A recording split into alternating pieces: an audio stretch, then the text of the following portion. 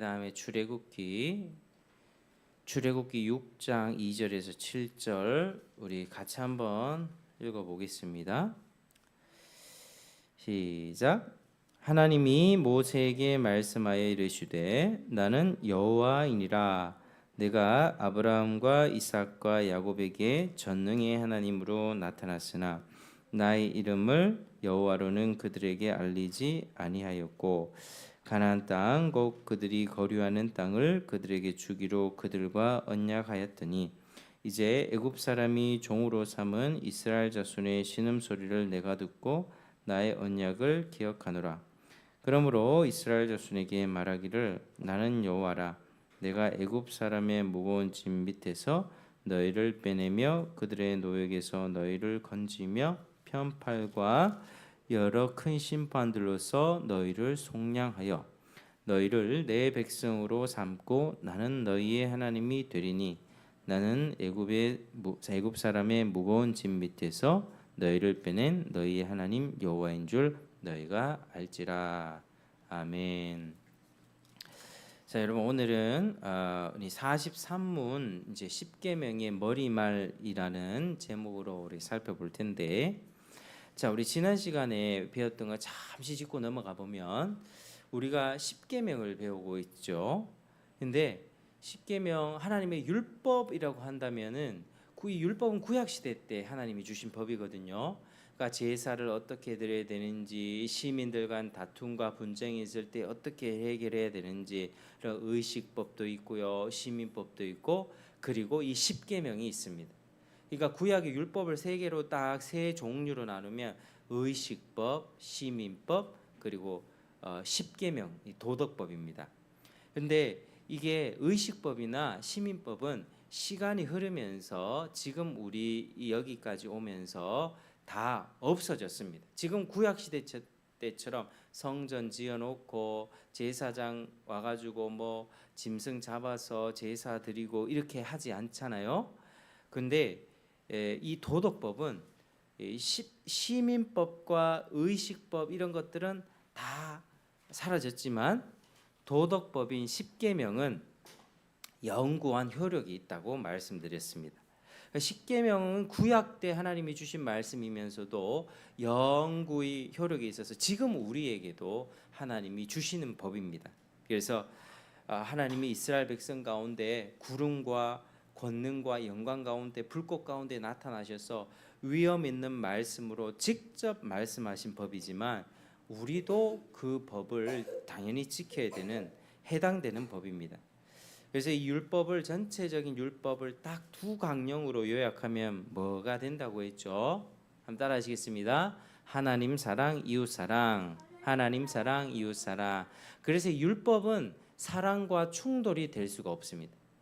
율법을 보면은 하나님이 법을 주실 때 굉장히 냉정해 보이기도 하고 차가워 보이기도 하지만은 그게 다 하나님의 사랑의 법입니다. 그래서 교회에서 율법을 말하고 율법을 설교하면 사랑이 없는 것으로 생각해서는 안 됩니다.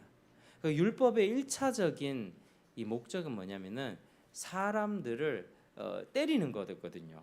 너 죄인이야. 이게 율법의 첫 번째 아주 중요한 기능입니다.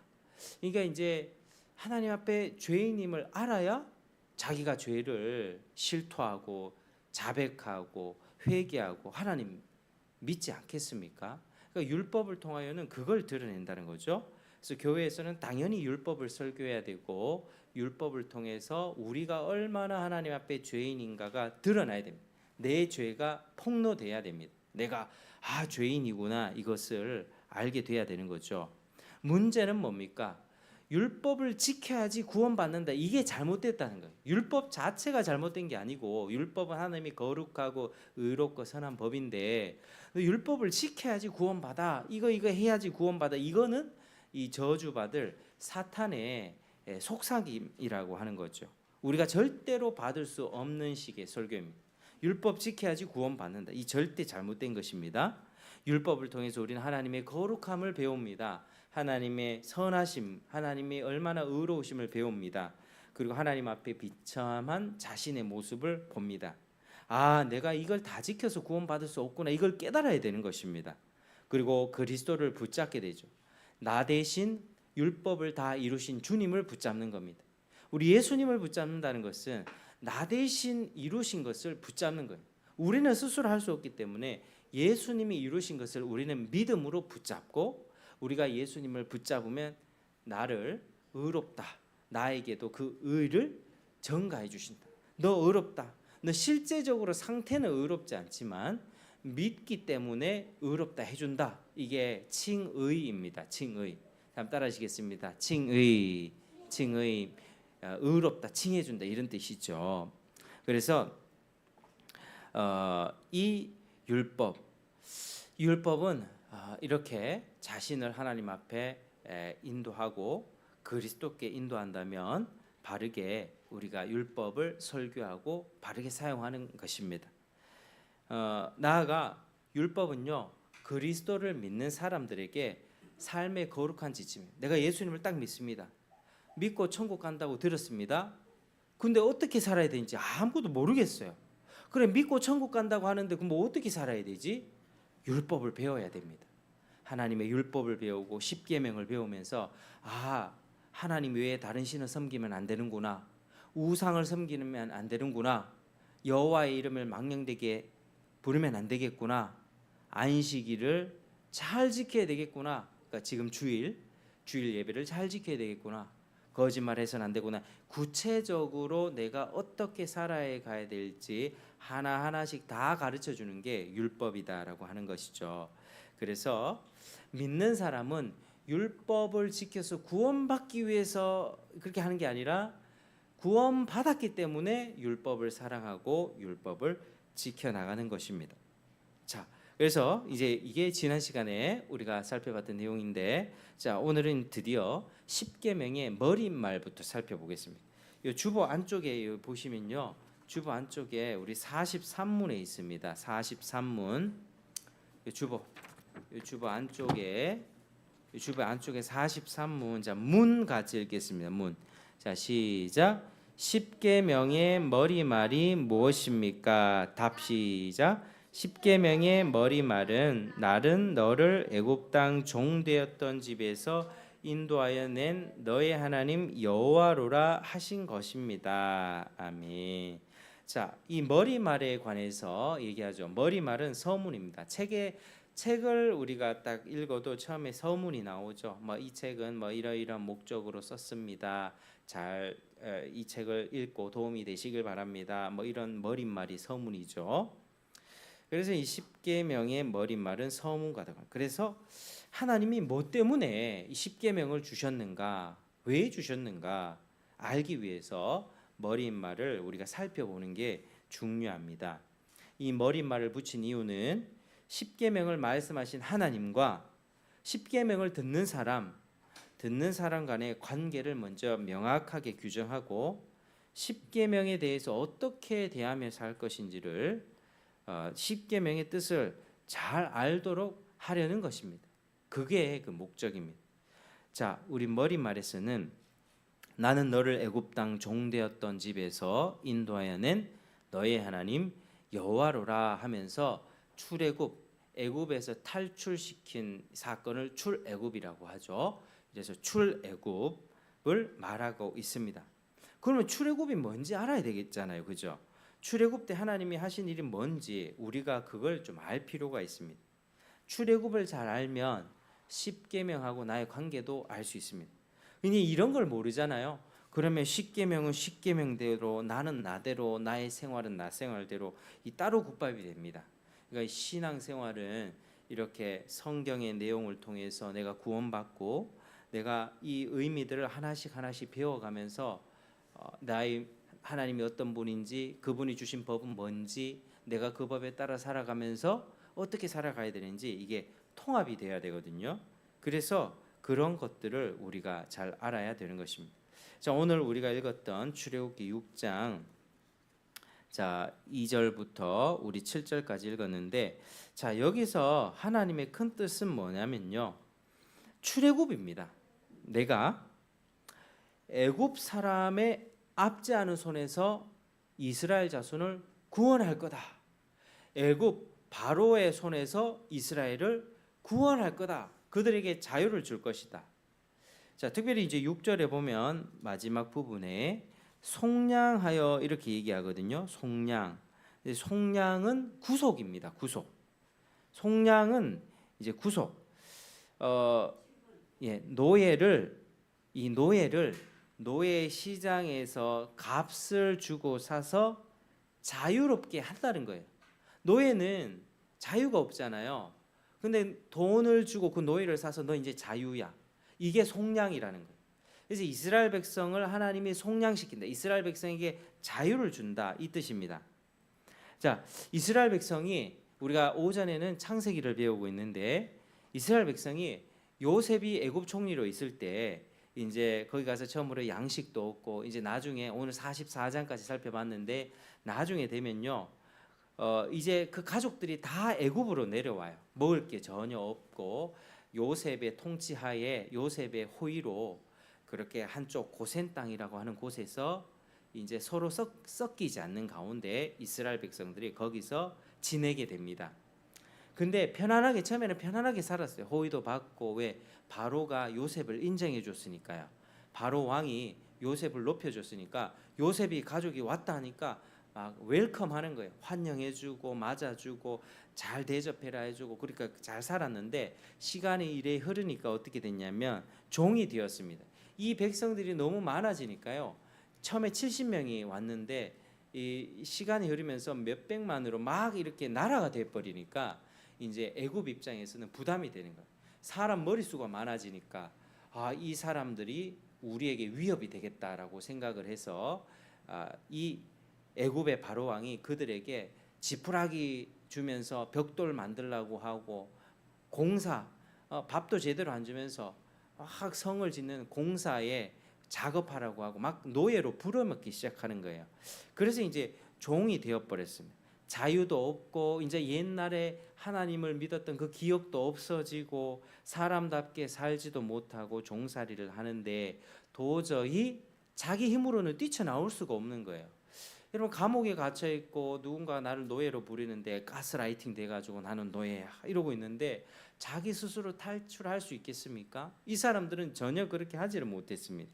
이때 하나님께서 그들에게 딱 나타나셔서 너희들에게 자유를 줄 것이다. 해방을 줄 것이다. 바로의 손에서 건져내서 하나님을 섬기게 할 것이다. 하나님의 백성이 되도록 할 것이다라고 하셨습니다.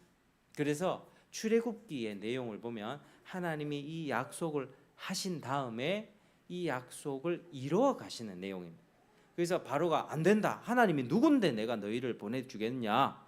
막 이렇게 하나님 앞에 반역을 하니까 이 하나님께서 10가지 재앙 나일강을 피로 바꿔버리고 개구리 재앙을 개구리를 막 보내고 막 이를 보내고 가축의 돌림병을 보내고 막 메뚜기 재앙 보내면서 10가지 재앙을 보내면서 바로를 꺾어버리고 굴복시키고 결국에는 이스라엘 백성들을 구원하게 됩니다. 그런데 여기서 하나님의 이름을 가르쳐 주죠.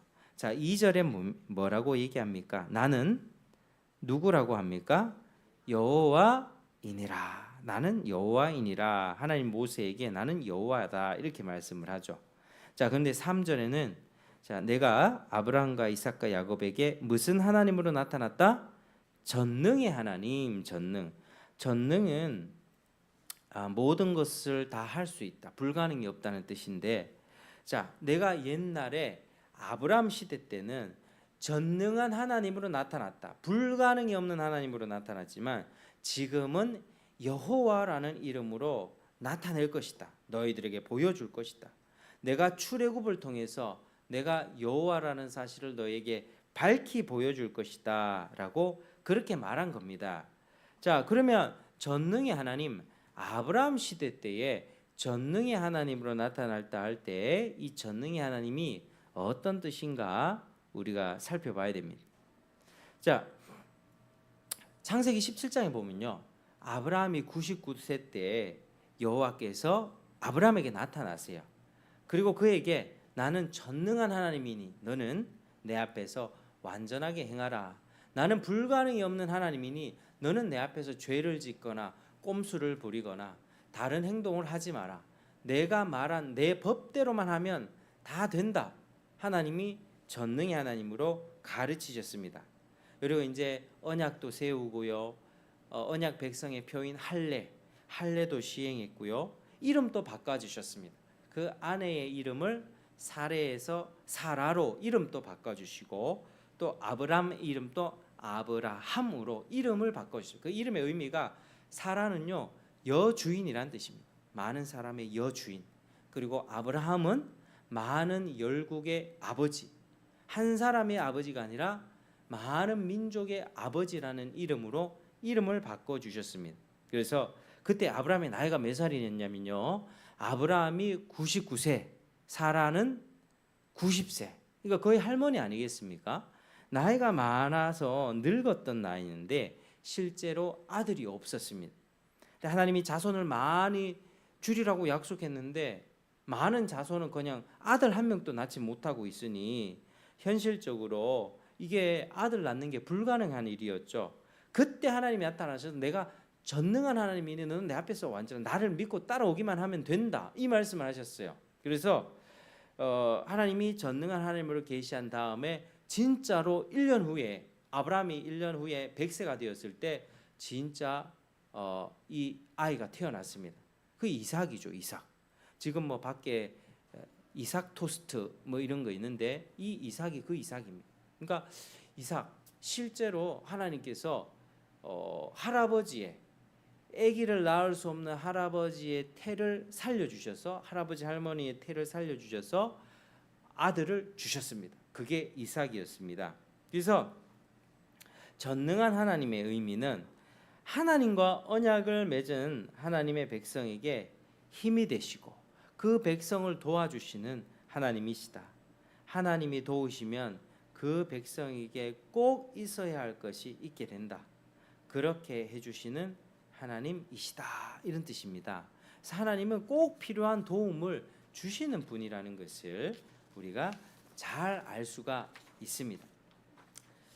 자, 전능한 하나님 엘샤다이, 히브리어로 엘샤다이인데 전능한 하나님은 하나님의 백성에게 필요한 것을 능력 있게 틀림없이 이루어 주시는 하나님이란 뜻입니다. 여러분 전능한 하나님이심을 믿습니까? 하나님이 우리 삶에 부족한 것이 없이 가장 내게 필요한 것을 채워주는 그 전능한 하나님이라는 사실을 여러분 믿으시길 바랍니다. 하나님의 백성에게는요 하나님이 보호자가 되어주셔서 전능한 능력으로 하나님이 보시고 그에게 필요를 채워주십니다. 그에게 한 약속도 이루어 주십니다. 그리고 그가 하나님의 뜻 안에서 구한 것들은 아낌없이 후히 다 주십니다. 근데 이제 하나님이 이렇게 자신의 뜻에 따라서 자신의 영광, 자신의 이름에 맞춰서 그래 주시는 것이지. 우리도 아이들의 사탕 주세요, 컴퓨터 사주세요, 핸드폰 사주세요. 어린아이들이 하면 다 사줍니까? 안 사주죠. 너는 아직 쓸 때가 안 돼. 아직 이거 줬다가 너 게임 중독될 수 있어. 안 사주고 사탕 사달라는 대로 다 사줬다가 이빨 썩잖아요. 그러니까 하나님이 보시기에 하나님이 필요한 것을 그 때에 주시고 때로는 하나님이 이렇게 가난한 상황 아주 겸손하고 낮은 상황으로 이끄시면서 기도하게 하셔서 그 기도에 대한 응답으로 주실 때가 있습니다. 가만히 있는데 딱 주시는 게 아니라 기도하는 방식으로 이루어 주십니다. 그래서 아브라함과 사라는 이 전능한 능력으로 자기들에게 꼭 필요했던 그 이삭 아들을 얻었고 이 사건을 통해서 자신들은 실제로 와 하나님이 진짜 전능한 분이시구나 자기 삶으로 느꼈다는 거예요. 머리로만 전능하신 하나님을 느낀 게 아니라 안 게 아니라 실제로 자기 몸에서 아기를 낳을 수 없던 몸에서 아기가 나왔잖아요. 그래서 하나님의 능력을 실제로 경험했습니다. 그래서 출애굽기 6장 3절의 의미가 바로 그것이었습니다. 자, 6장 3절 같이 읽겠습니다. 6장 3절 시작. 내가 아브라함과 이삭과 야곱에게 전능의 하나님으로 나타났으나 나의 이름을 여호와로는 그들에게 알리지 아니하였고 그렇게 말하여 있습니다. 자 그러면서 뭐라고 얘기했느냐? 자 나의 이름을 여호와는 그들에게 알리지 아니하였고 이렇게 말씀을 했죠. 그리고 4절에 보니까 가나안 땅 곧 그들이 거류하는 땅을 그들에게 주기로 그들과 언약하였더니 이렇게 말씀합니다. 이 말이 뭐냐면 결국에 너의 수가 많아져서 한 나라를 이룰 것이다. 그래서 가나안을 차지하고 살 것이다. 약속을 주셨습니다. 그래서 네게 아들이 있으리라 했던 언약과 같은 이야기입니다. 네 자손에 네 아들을 주겠고 너희 자손을 많아지게 하겠다. 한 나라를 이루겠다. 그리고 그 자손들에게 가나안 땅이라고 하는 이 장소를 주겠다. 이 지역을 주겠다. 이 약속입니다.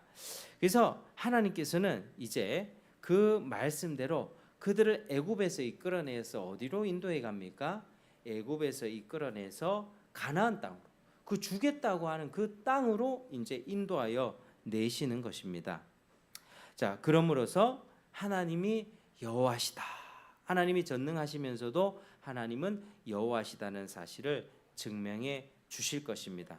그러니까 여호와 구약에 보면은 하나님의 여러 가지 이름이 나오는데 여호와 하나님이라고 하면은 언약의 하나님이라고 우리가 생각하시면 됩니다.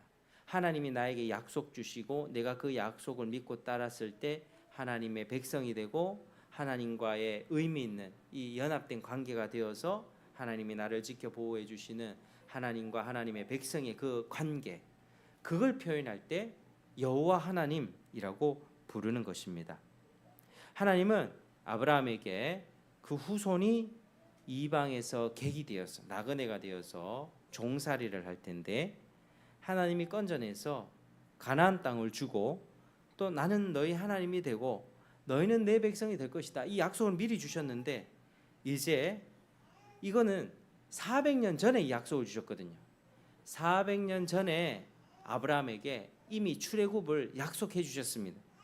근데 지금 이제 이 구원을 이룸으로써 언약을 지킬 것이다라고 말씀하면서 여호와의 거룩한 이름을 가르쳐 주셨죠. 그래서 종되었던 집에서 인도하여 내셨다. 이것을 아까 살펴본 대로 구속 우리 혹은 속량이라는 말로 표현을 했는데요. 자, 이것은 뭐냐면 상당한 값을 주고 치르다. 상당한 값을 지르고 자유롭게 하다. 이런 뜻입니다. 한번 따라 하시겠습니다. 속량, 구속, 상당한 값을 지르고 자유롭게 하다. 이게 속량, 구속 이 뜻입니다. 그래서 종에서 해방되어서 자유로운 하나님의 백성이 되게 한다는 뜻입니다. 그래서 나중에 이제 출애굽기 12장 가면 이제 하나님이 직접적으로 유월절 규례를 말씀하시면서 모든 애굽의 사람이나 짐승 막론하고 첫째는 다 죽여버릴 것이다. 장자, 첫 새끼 다 죽일 것이다. 그렇게 벌하면서 구원해낼 거다 말씀하셨는데 이 장자는 모든 그 가정의 아이들의 대표이므로 애굽 전체를 친다는 뜻입니다. 그래서 이스라엘 백성은 이때 어떻게 되었냐? 심판을 받지 않고 살아남게 됐습니다. 어떻게 살아남았죠? 그들이 어떻게 모든 장자들이 다 죽임을 당할 때 살아남았습니까? 바로 양의 피 때문입니다. 하나님이 유월절 양을 잡아서 그 피를 문에다가 발라라 했죠. 그래서 하나님의 사자가 죽음의 사자가 애굽 전역을 돌아다닐 때 그 피를 보고 그 집에는 심판을 내리지 않고 넘어갔다. 그래서 유월절이 넘어가다는 절기거든요. 넘어간 절기, 재앙을 넘어간 절기. 그래서 유월절입니다. 그래서 장자들이 다 죽을 때 이스라엘 백성은 그 피 때문에 재앙을 피할 수가 있었습니다. 그래서 양의 피가 그들을 구속했던 것입니다. 자, 우리는 이 피가 뭘 의미하는지 잘 알고 있습니다. 출애굽기에 어린 양의 유월절 어린 양의 피는 누구의 피를 뜻합니까? 신약에서 예수님의 피를 뜻합니다. 예수님이 하나님의 어린 양, 세상 죄를 지고 가는 어린 양으로서 십자가에 달려서 뭘 흘리셨죠? 피와 물을 다 쏟으셨잖아요. 그런 거와 똑같습니다. 구약 시대 때는 진짜 양을 잡아서 피를 흘렸다고. 그런데 신약 시대 와서는 예수님이 자기가 피를 흘리셨어요. 그래서 예수님 피를 흘리시고 죽고 부활하셔서 하나님 보좌 우편에 앉아 계신데, 우리가 예수님의 피를 믿는다면 하나님의 재앙, 하나님의 심판, 죽음의 심판을 우리가 이겨낼 수가 있는 것입니다. 넘어가는 것입니다. 그래서 예수님의 희생의 피가 효력이 있는 것이죠.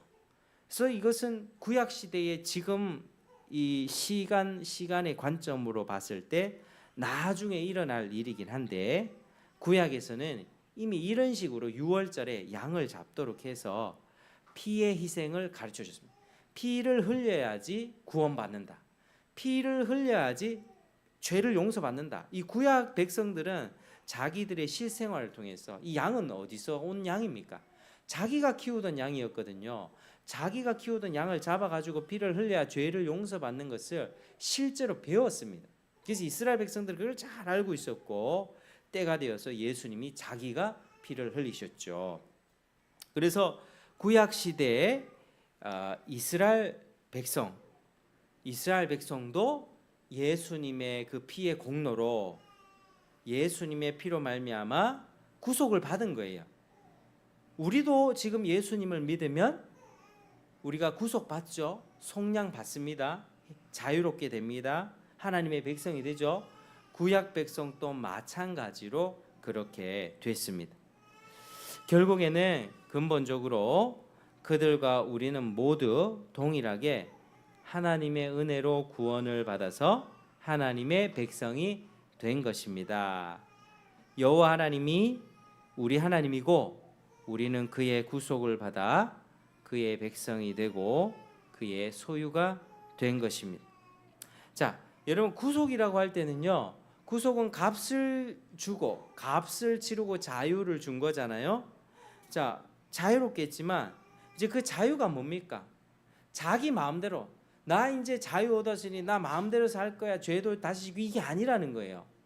옛날에 죄 짓고 사탄 밑에서, 사탄의 쫄개 아래에서 사탄에게 속아서 죄 짓던 인생이 아니라, 이제 거기서 구원받았다면 이 자유는요, 진리 안에서 자유입니다. 진리 안에서. 진리가 너희를 자유케 하리라. 진리가 자유케 합니다. 우리가 죄를 짓잖아요. 나쁜 짓, 도둑질을 하고 뭐 나쁜 짓을 자꾸 하면 이게 자유입니까? 내가 이거 훔치고 싶다, 훔쳤다, 안 들켰다, 자유입니까? 그거 자유 아니라고요. 뭐 사람 때리고 싶은 대로 사람 때렸다, 이 자유 아니라고. 내 자유롭게 했다 아니고, 그거는 죄의 노예로 사는 거예요. 노예로. 죄를 짓는다는 죄의 종입니다. 그러나 우리는 죄에서 구원받아서 이제 도둑질하거나 남을 해치거나 빼앗거나, 이거는 방종이죠. 자유가 아니라. 진짜 자유는요, 하나님의 진리를 따르는 게 자유입니다. 이제 하나님을 섬기고 하나님의 뜻대로 하나님 말씀대로 행하고, 거짓 증거하지 않고 남의 것을 탐하지 않고, 그런 마음이 들면 회개하고 하나님 앞에 자백하고 죄 용서받고 사는 게, 그게 진짜 자유인의 삶입니다. 그래서 우리가 구속을 받고 예수님의 은혜로 구속을 받고 자유를 얻었다면, 이제는 하나님께서 우리에게 주신 멍에가 있습니다. 사탄이 주는 멍에는 버섯 던졌지만, 하나님이 주시는 멍에가 바로 이 우리가 져야 될 짐이라고 할 수 있습니다.